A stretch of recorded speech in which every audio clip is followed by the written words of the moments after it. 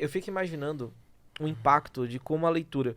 E aí, na minha experiência em sala de aula, por exemplo, eu sou professor de algumas Sim, disciplinas, entre sim, elas filosofia. sim, E um dos primeiros contatos que o aluno tem com a filosofia é discutir sobre mitologia, sim. que é uma forma Exatamente. de leitura de mundo. Sim, Porque assim, a gente pensa, e não dá pra pensar só a leitura, no sentido estrito do termo. Tipo, eu consigo concatenar símbolos e símbolos significa alguma sim. coisa. A literalidade da coisa, né? É Exato. muito mais. E, cara, é impressionante, assim, como essa aula rende, porque, querendo ou não, até pelo Sim. perfil, eu trabalho muito com literatura, cinema, música, tal, games também. Hum.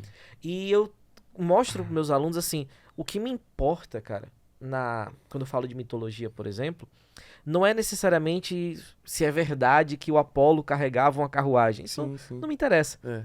Mas é impressionante como a história, e, por exemplo, pode ser uma história oral, como um mito, Sim, ou a narrativa, sim. ela consegue dizer muito mais do que está escrito. Ah, com E aí, certeza. talvez pela sua experiência de É. escritor, e eu Sim, sim. já jogo para você, como você consegue descrever até um sentimento.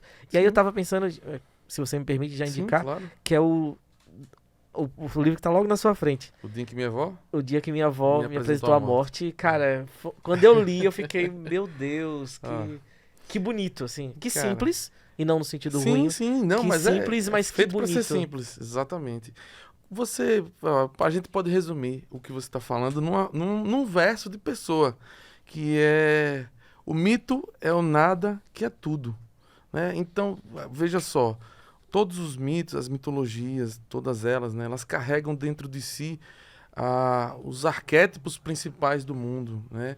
Digamos assim, os aspectos principais da essência do que é ser humano. Por isso que eles sobrevivem e são reciclados e são repaginados, Adaptados, né? readaptados a cada século, a cada geração, dependendo do zeitgeist, do espírito do tempo.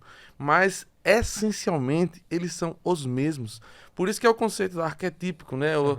Os arquétipos são os mesmos. É o herói, é o vilão, enfim.